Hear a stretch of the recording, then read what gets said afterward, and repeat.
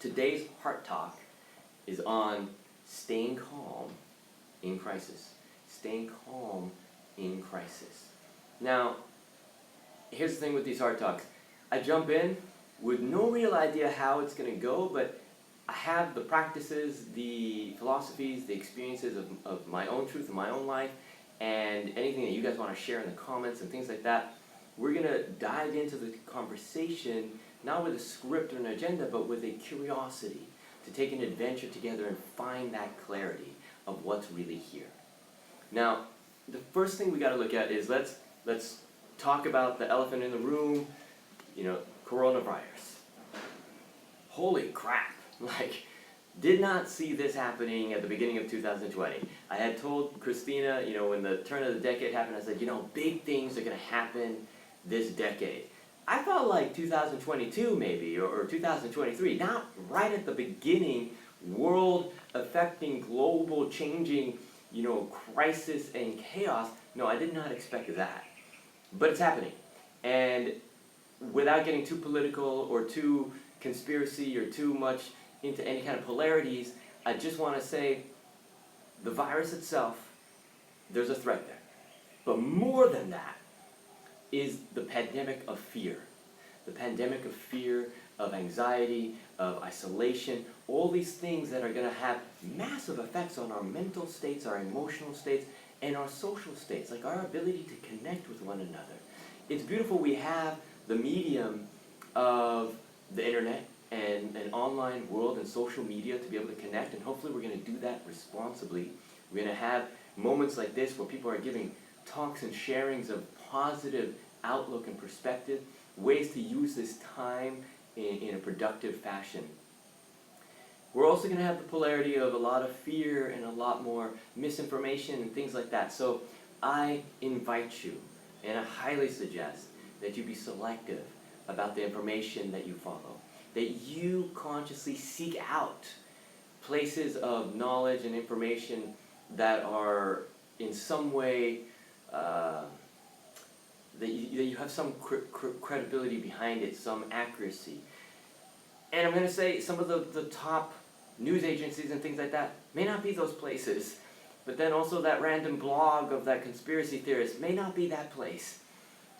More so, look for the numbers, look for the statistics, and listen to your own logic and your own truth.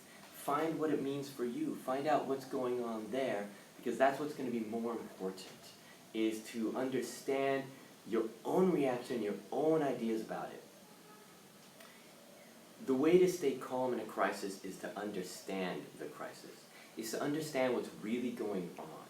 For many of you who have joined my Heart Talks in the past, you know that I always talk about 3 core pillars, and right now, these core pillars are more important than anything else in this same process. It's acceptance, permission, and expression. Acceptance, permission, and expression. It spells out APE, and the purpose behind that is to find clarity. And as I just said, the more clear we are about what's going on, the less we're going to panic, the less you're going to be in a fear state. We become fearful when we are projecting an idea of what we think is going on instead of knowing what's going on for ourselves. Because ultimately, as I said a moment ago, because of the quantity of information and unfortunately sometimes opposing information that's out there, you're not going to know for certain what's true and what's not true by looking outside. But you can know for certain the choices you're making internally, inside, about your feeling state, your response to things, and what's true for you. And so that's really where the idea is going to be, is the acceptance. Acceptance, by the way, for me, is a recognition of the reality of this moment. It's not being okay with it. It's not just tolerating it. It's not just being like, okay, hands up, I guess this is the world now. But rather, it's just looking with an objective eye at what's happening, without judging it, without reacting to it yet, but just looking at it to get information, to understand it, to be able to start to move with a decision of conscious action for yourself. So staying calm in crisis. First, let us define crisis. I love, if you look at the the Chinese characters for crisis, either Chinese or Japanese, I'm terrible at the fact that I'm not sure which one that is, but the characters are made up of two images. One of them means destruction or danger. The other one means opportunity. So a crisis is a moment in which a threat or a change, and by the way, with every change there is a destruction of something and the possibility to create something. And that's the same in crisis, is that it is a change. Right now, there's a lot of panic, there's a lot of anxiety, there's a lot of fear, and people are running around not knowing what to do because what's happening right now is change. A massive, global, world-changing event. And whether we blame the virus, or we blame the media, or we blame some conspiracy, or we blame our neighbor, or we blame our neighboring country, doesn't matter. There's change. That's the acceptance part, is to say, in this moment, the reality is things are changing. You might have had plans to travel. You might have had plans for your business. You might have had plans for your relationship. And all of a sudden, all of that, because of circumstance, is changing. So this is the first piece, is to simply understand what we're going through right now is a change. That's it, a change, a big change, big, big change. But that's the main idea of what this crisis is that there is a major change happening. And change, this is the beautiful thing, isn't spontaneous. This didn't come out of left field. This didn't just suddenly be like, boom, oh my God, how'd this happen? Change is always progressive. Change is always cumulative, compounding. It started a long time ago. We look at it, and right now we're being given a wake-up call to our health, our wake-up call to our relationships, a wake-up call to our systems. And all of it is breaking down to some extent because we're what's the word when you actually break stuff down to analyze it? I can't remember the word, but deconstruct, that's the word, I knew it would come. When we are deconstructing something to understand it better. So that's what's happening right now, is systems and plans and agendas, all that is deconstructing itself in this moment, which allows us, if we give ourselves permission, that's the next step. So you have acceptance and then permission. If you give yourself permission to look at it, if you give yourself permission to allow for that change. See, a lot of us are going to be in resistance right now. People are going to be resisting, we'll say, following some of the protocols. Fine, you can have your thoughts, you can have your opinions, but to resist is going to just create more friction. Do what's safe. Don't hoard things. Don't panic. But follow with, conscious thought what's happening and some actions that need to be taken.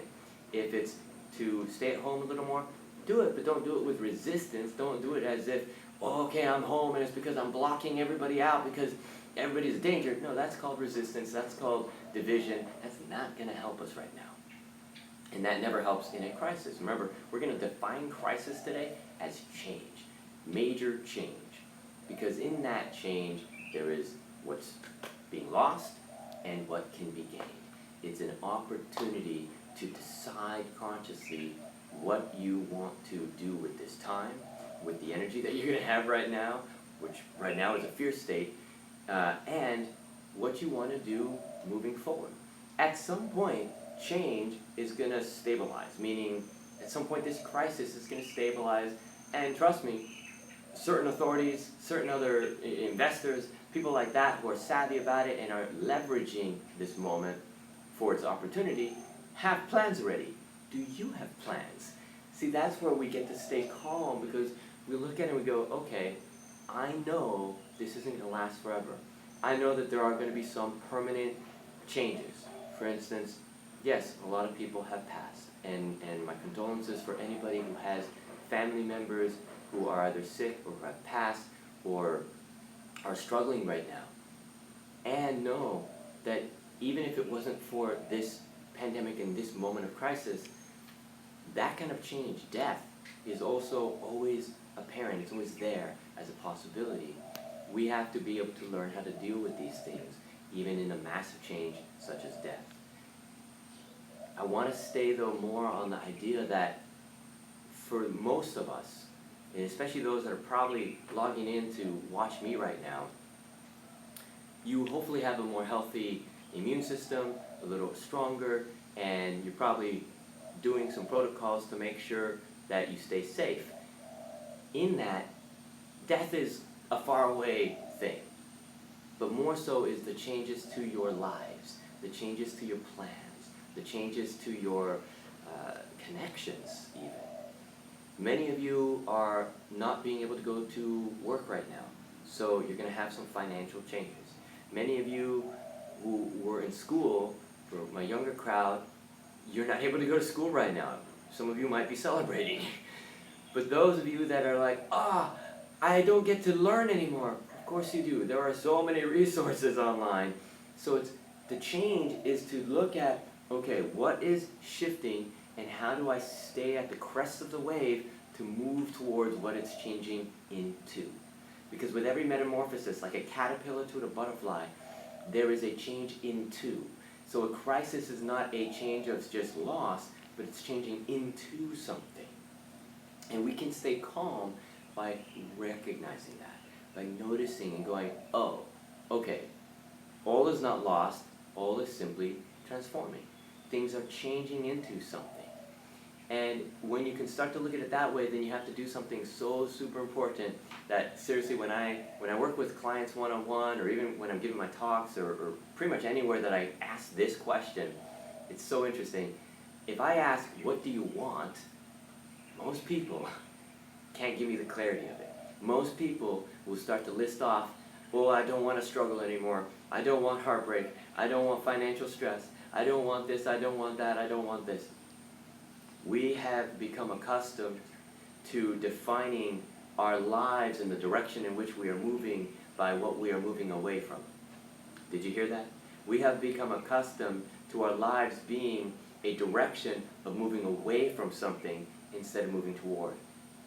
And so right now, in this moment of pause, in this moment where we're being given a break, we're given an opportunity to reassess and reflect, because you're not going to be distracted by the daily routine and regiment of 9-to-5 work, or getting this done, or doing that, or doing that.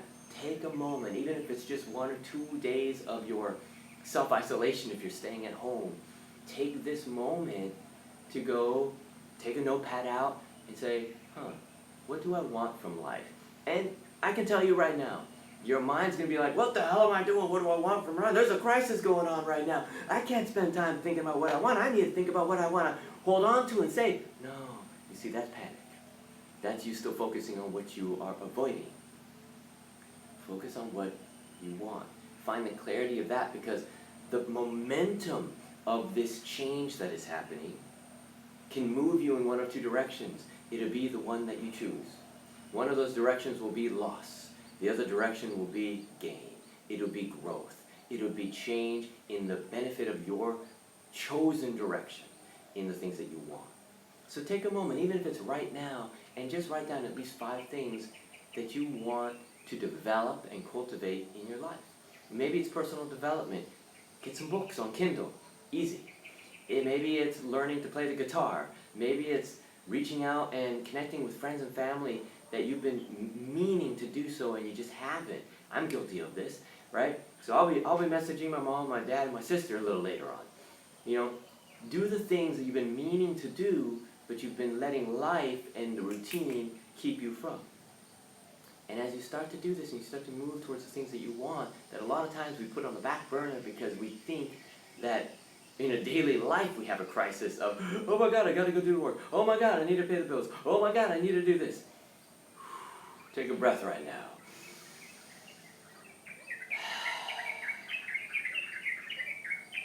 All change is happening all the time. We don't need to panic. We don't need to fear. We can stay calm, we can stay clear, and we can orient ourselves so that the momentum of this takes us where we would like it to. Okay?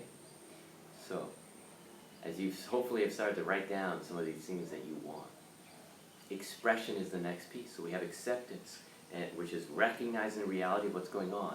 And the reality of what's going on is that we are in a massive change. Permission to allow for change.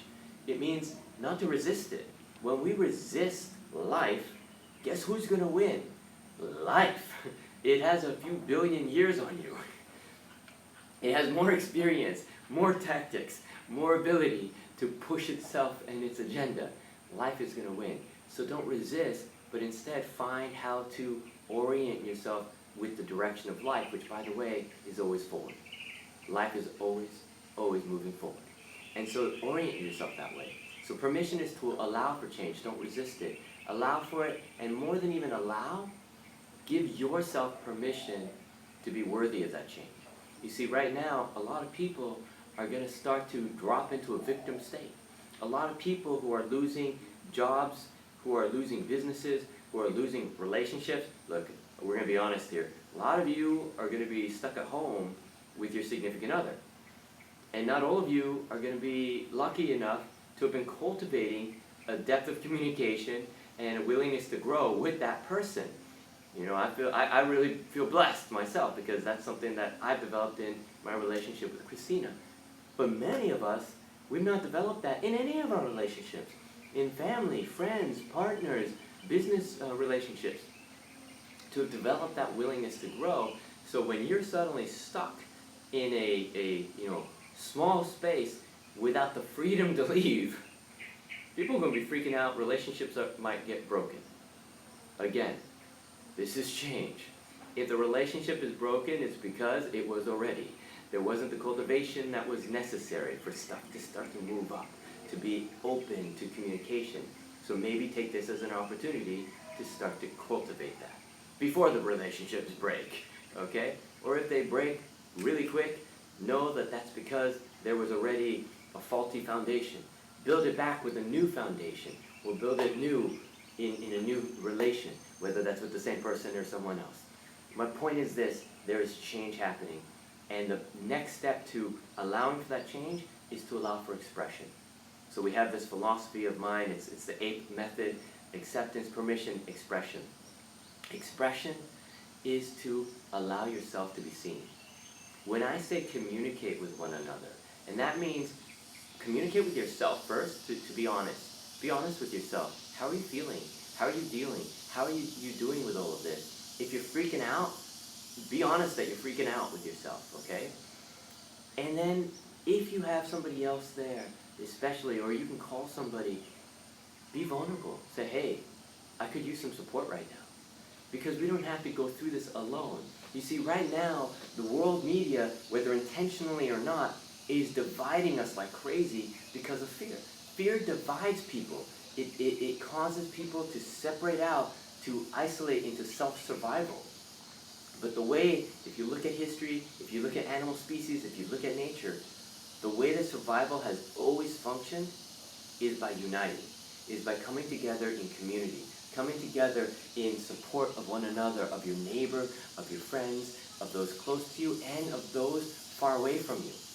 The beauty is this: even if you are self-isolating right now, even if you are quarantined, even if you are alone in a room somewhere, doesn't mean that you have to be alone. Doesn't mean you have to be disconnected. Doesn't mean you have to divide yourself. You see, fear is the division. We can take these actions of safety and protocol and precaution without the fear. And instead we can divert that energy, that paranoia, that anxiety, we can divert and transform it into support, into compassion, into love and connection, because we're going to need that right now.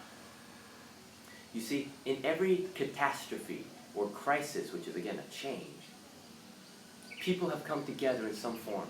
We look at years ago when 9/11 happened. Huge change.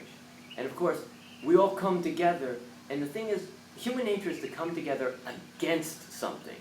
I am asking you to come together for something. Same philosophy. Don't be running away from, but move toward.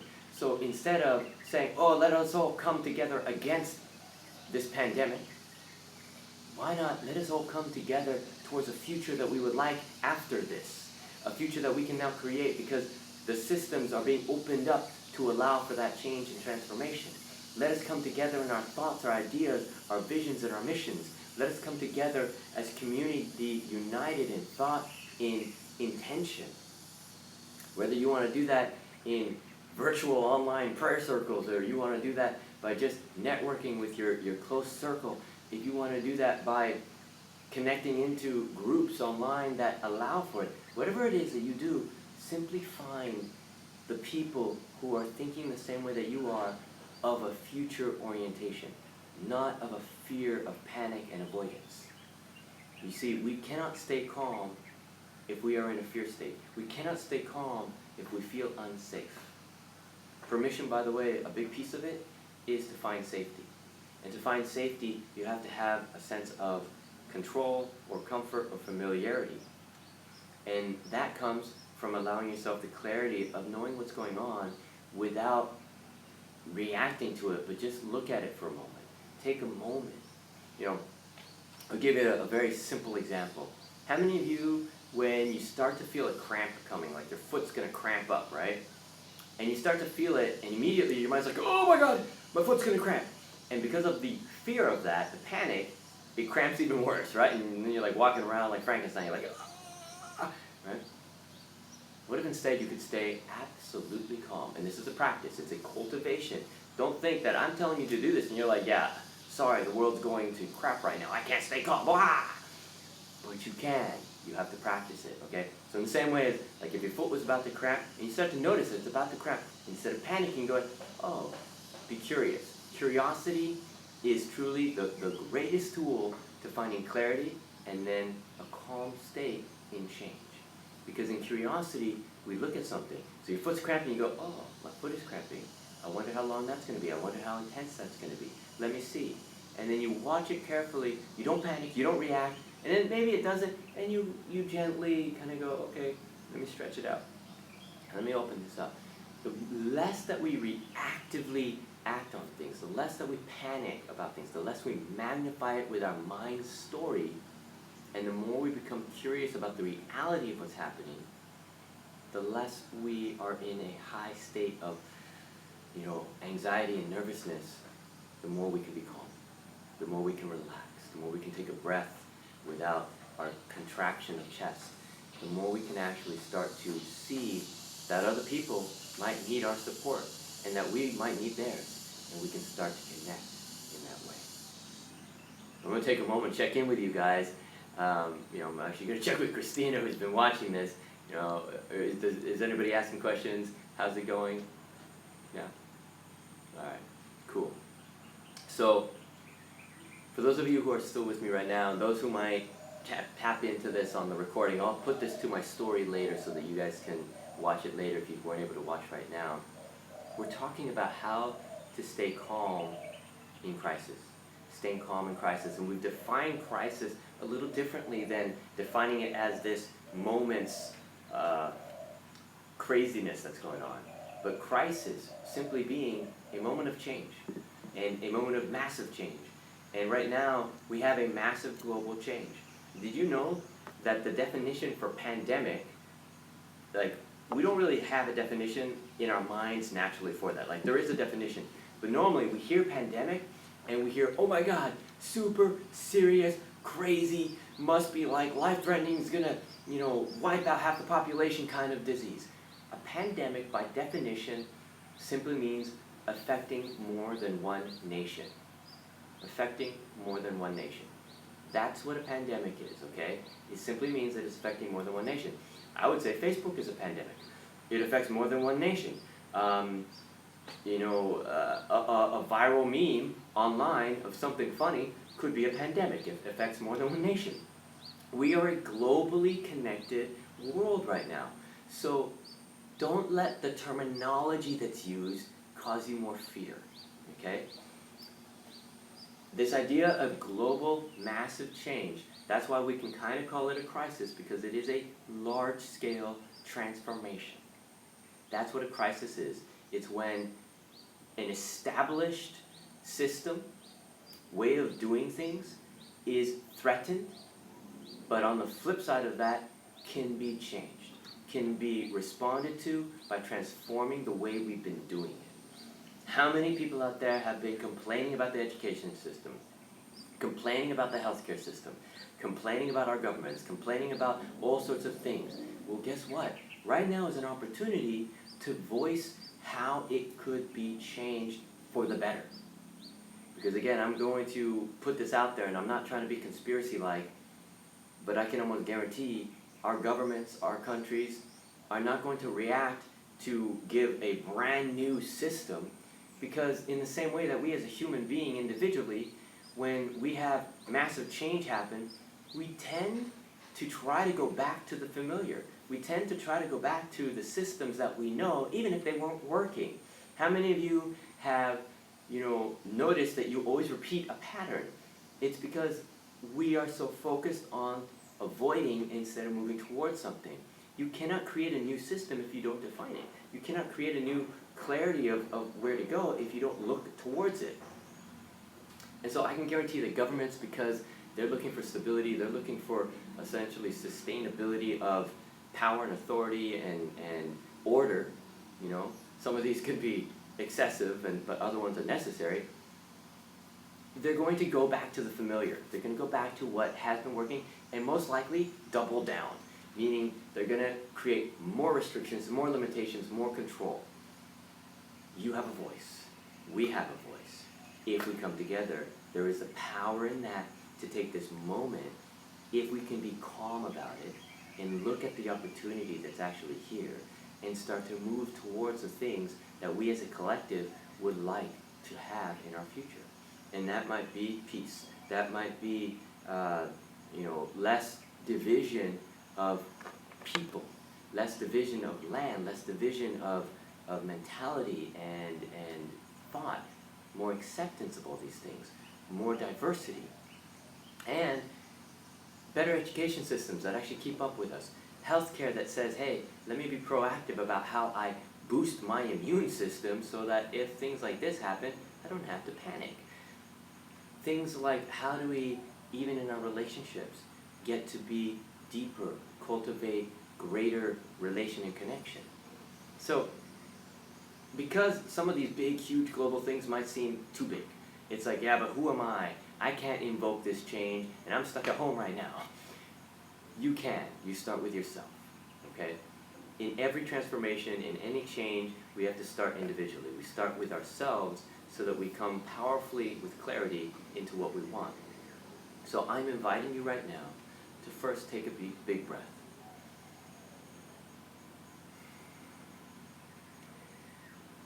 And take a moment to reflect, again, on what you want out of all this, what you want in life, what you've always wanted, that you weren't giving yourself permission. Maybe it's a direction that you wanted to go in. Maybe it's just a feeling. I think for most of us, we want freedom, we want happiness, we want contentment. We want fulfillment, we want health, we want happiness. So you can have all those things and know that they take a cultivation. They take a conscious effort of doing things. So right now you have an opportunity, for those of you who've been quarantined or self-isolated or told to please stay at home and things like that, and you don't have a workplace to go to right now, or you don't have a school to go to, right now is a great, great opportunity to take that moment to say, okay, what are the things, the steps that I could take to start to move me towards these things I want? Maybe it's looking online for some personal development. Maybe it's following mentors or coaches or teachers or inspirational speakers like myself, or there's so many out there, there's so many beautiful, amazing, wise people. To follow them and get some information to start to ignite your own inspiration, your own visions and passions. Or maybe it's to download a book, or maybe to pick up that book that's been sitting on your shelf for so long and finally read it. Maybe it's to write a book. Maybe it's to start to map out an agenda and something that you really want to do in life. Whatever it is, start to do it now, because you have the opportunity. Don't excuse yourself from that by distracting yourself in panic and fear. Be calm, understand this is just a change, and a change can be a beautiful thing if you know how to direct it by simply calming yourself in the eye of the storm and then moving with the force of that storm into the path that you want.